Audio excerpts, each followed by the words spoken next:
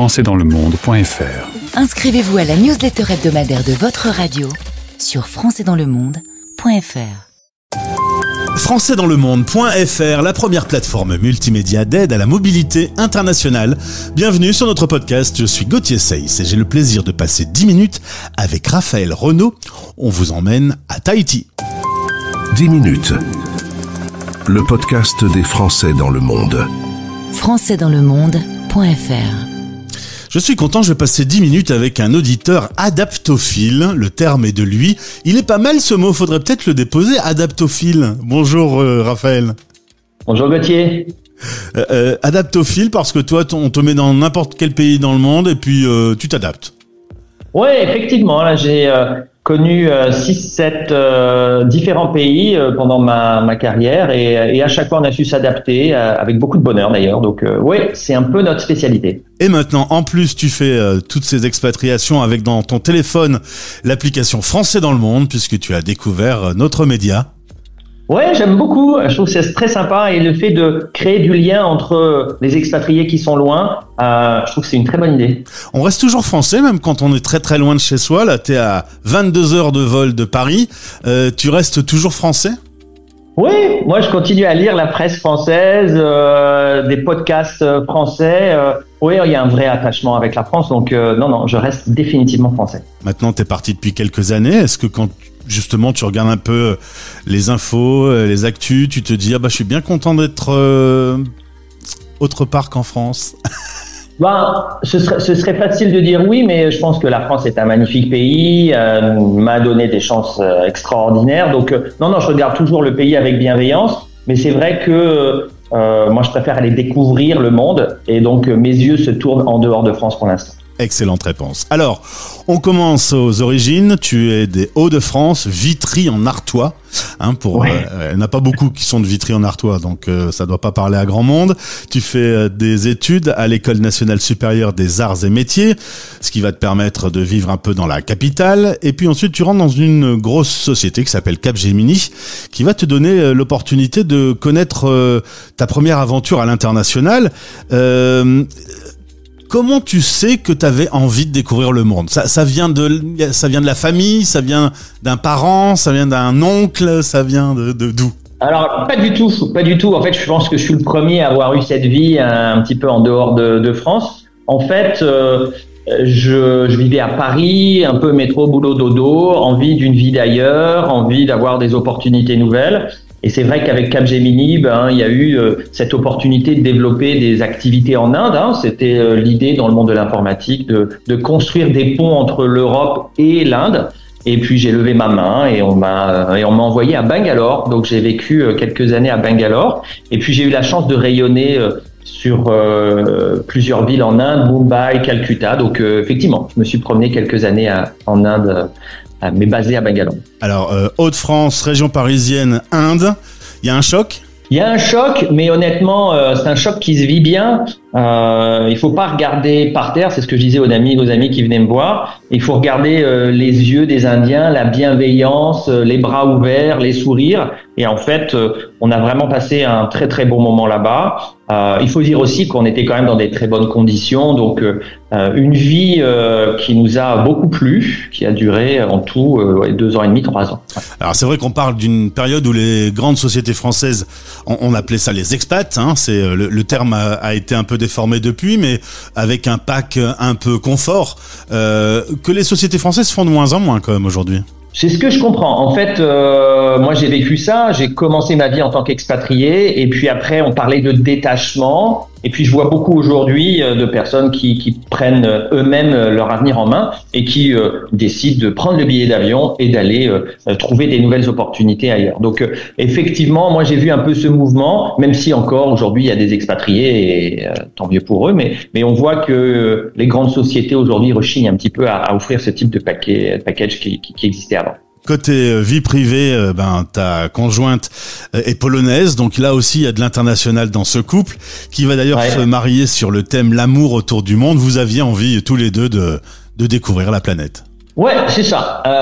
En fait, elle était polonaise, je l'ai rencontrée en France, mais elle faisait ses études aux US. Et donc c'était assez naturel. J'ai vécu en Inde, donc on s'est rejoint sur cet objectif. Et je pense que quand on est expatrié, c'est un objectif à deux, parce que quand il y en a un qui vit son expérience au maximum à l'étranger et l'autre l'a subi, souvent il y a des déséquilibres. J'ai vu ça par le passé. Mais pour nous, on était vraiment sur le même schéma, et donc on a dévoré toutes ces expériences ensemble et on s'est régalé. On appelle ça chez nous conjoint suiveur ou conjoint accompagnateur. Vous avez toujours veillé à ce que les deux travaillent et que l'autre ne suive pas le premier, quoi. Ouais, c'est ça. En fait, on a voulu à chaque fois arriver dans le pays et que tous les deux travaillons pour avoir des vraies expériences et goûter un peu à la culture locale. Donc tous les deux ont toujours travaillé. Après, c'est une dynamique. Ça a été moi quelquefois qui trouvais en premier. Après, ça a été elle. Donc non, c'était, je dirais pas suiveur, accompagnateur. Je dirais tous les deux moteurs dans les différentes expatriations. Vous allez connaître une belle histoire de 2 ans à Dubaï. Pas la période la plus cool à Dubaï, qui était un peu en récession.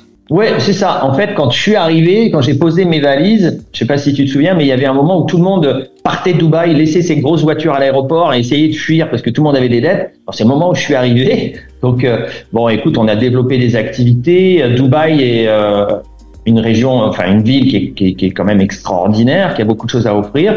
Après, c'est vrai que nous, en aimant les vieilles pierres et beaucoup de la culture, on s'est dit que 2 ans c'était bien et qu'on a décidé de fermer ce chapitre pour partir ailleurs après ces 2 années.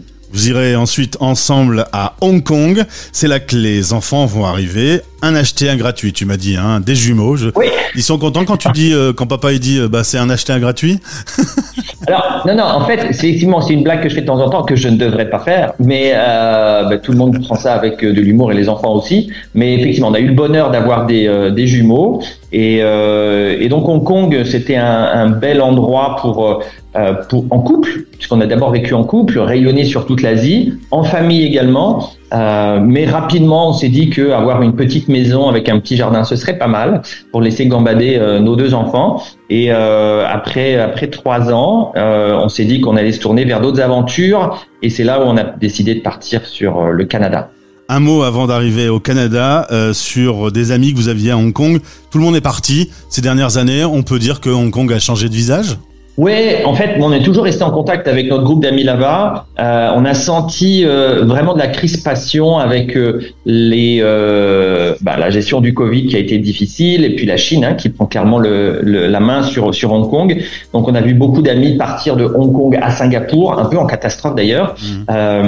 Donc, effectivement, Hong Kong n'est peut-être plus ce que nous on a connu il y a une dizaine d'années. Et honnêtement, il y a 10 ans, c'était vraiment top. On avait beaucoup de plaisir à se retrouver, aller sur des bateaux le week-end et visiter les îles autour de Hong Kong. Donc, effectivement, il semble que Hong Kong est en train de changer de visage.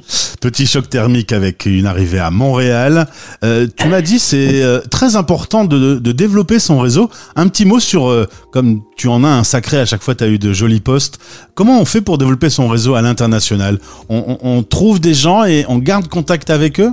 Ouais, en fait, alors c'est pas calculé toujours de ma part, mais l'idée c'est quand même de se faire, de pas se faire oublier, d'accord. Donc il faut, alors ça fait partie aussi moi du plaisir que j'ai à parler à des amis ou à des personnes que j'ai pu rencontrer dans le monde professionnel, mais les vœux, un coup de téléphone une fois de temps en temps, et puis garder aussi cette capacité à être flexible dans les postes qu'on vous propose. Donc oui, le réseau c'est important. Et puis après, quand on est un expatrié professionnel un peu comme moi, le réseau évolue puisque les gens bougent eux-mêmes de pays en pays. Donc et puis les réseaux sociaux aident quand même pour rester connectés. Donc capacité à rester connecté et puis capacité à être ouvert aux nouvelles opportunités qui peuvent être proposées. Vous voulez avoir une ambiance un peu plus anglophone, donc vous allez vivre à Ottawa, dans l'Ontario pendant quelques années, 3 années. C'est là que vous allez traverser la période Covid. Et puis vous vous dites, avec les enfants qui grandissent tout doucement, on retrouverait bien peut-être un peu de soleil. Résultat, vous êtes désormais installé à Tahiti. Alors Tahiti, Papeete, les îles autour, le climat, c'est plutôt paradisiaque. Il y a forcément des petits désagréments, Raphaël. Ouais, il y a des agréments. Juste pour revenir sur Papeete et Tahiti, l'idée c'était quand même de terminer notre tour du monde. Tu l'as compris, hein, on avait fait une bonne partie du monde, mais on n'avait pas fait vraiment le Pacifique. Donc là, on se retrouve sur un petit confetti au milieu de l'océan, confetti magnifique. Tout le monde rêve de vivre à Tahiti. Donc la beauté de l'île et la gentillesse de ses habitants, ça a vraiment ça nous a vraiment beaucoup plu. Après, si tu parles un petit peu des désagréments, c'est vrai que Tahiti est une ville qui aujourd'hui souffre un peu parce que comme toutes les îles, hein, les accès à la ville sont compliqués, donc beaucoup de bouchons, beaucoup de trafic, parfois de la pollution dans le centre-ville, et puis une ville qui a grandi très très vite et qui a du mal parfois à se structurer. Mais bon, une expérience extraordinaire. Les enfants le week-end font du surf, on fait des balades dans la j'allais dire jungle, c'est peut-être pas le bon mot, mais dans la beauté de l'île, à l'intérieur de l'île. Et puis quand tu prends l'avion et que tu vas dans les petites îles à 1 heure de vol, là t'es vraiment au paradis. Alors les années passent, le mariage et l'amour autour du monde, ça c'est fait. Ça a été réalisé avec les enfants de surcroît. Aujourd'hui, vous voyez la suite. Alors de façon étonnante, moi j'allais m'attendre à on va revenir vivre en France. Et finalement, vous vous sentez plus canadien. C'est le Canada qui va à nouveau s'imposer. Alors oui, effectivement. Alors, c'est la première fois qu'on fait machine arrière. Tu vois, on a toujours avancé, mais là, on fait machine arrière. On va revenir à Ottawa. L'idée étant, alors on est franco-canadien. Alors ma femme est polono-franco-canadienne. L'idée, c'est effectivement de mettre les enfants dans une école anglaise. Et puis, on aime beaucoup le Canada, qui est un pays qui est vraiment extraordinaire. Le vivre ensemble fonctionne très bien. Et on a une organisation de vie qu'on a développée à Ottawa qui est vraiment sympa. Donc, on va y retourner au moins pour 5-6 ans. L'idée étant que les enfants puissent faire leur collège, si tu veux, là-bas. Et puis après, on verra. Tout est possible. En tout cas, un beau parcours, à chaque fois des belles expériences. Tout ça a répondu à avoir un grand terrain de jeu lorsque tu étais tout jeune. Ça correspond à ce que tu t'étais fixé ?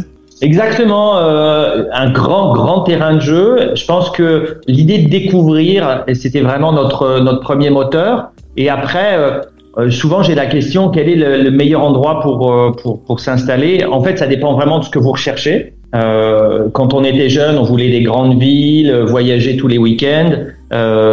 Aujourd'hui, on est plus dans la construction d'une famille et la stabilité, donc on vient au Canada. En fait, toutes les expériences étaient la bonne expérience au bon moment. Donc, qu'est-ce qu'on vient chercher dans son expatriation et qu'est-ce qu'on est prêt à donner également. Vous êtes conscient que les enfants, quand ils vont grandir un peu, il y a toutes les chances du monde qu'ils soient eux aussi des grands voyageurs dans le monde ? Oui, alors effectivement, mais... Si tu veux, mon épouse est conférencière aussi sur des bateaux de croisière et la dernière idée qu'on disait pour notre retraite, c'est qu'on pourrait passer quelques mois par an sur des croisières et comme ça se promener et puis s'arrêter voir nos enfants là où ils seront autour du monde, quoi. Donc oui, le scénario autour du monde va continuer, je pense, d'ici notre retraite. À suivre donc sur Français dans le monde. Merci Raphaël, tu salues madame et les enfants. Merci d'avoir témoigné sur ce parcours. Au plaisir de te retrouver. Mais effectivement, et je passe de temps en temps en France, donc j'espère te rencontrer un jour. Merci en tous les cas pour cette interview. Français dans le monde. Français dans le monde.